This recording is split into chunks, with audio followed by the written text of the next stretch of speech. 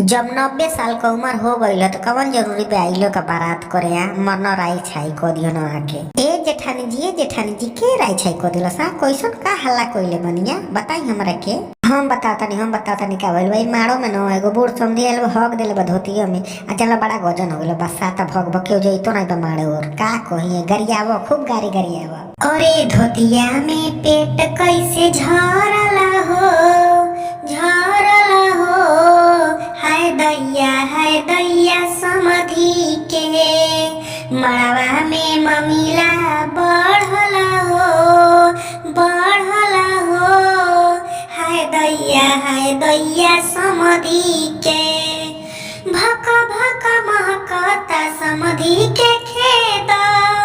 छूट गइल पेट कोई पानी ता दे दो पेटवा बुढ़ौती में गड़ला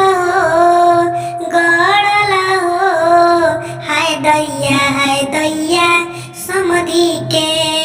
मड़वा में ममिला बढ़ला हो हाय दैया समधी के नया धोतिया में समधी भड़बड़ावे केहू कुछ बोले ता बुढ़ाऊ गरियावे माहौल गंदा भइला हो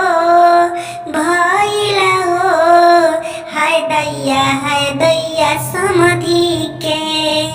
मड़वा में ममिला बढ़ला हो हाय दैया समधी के धोतिया में पेट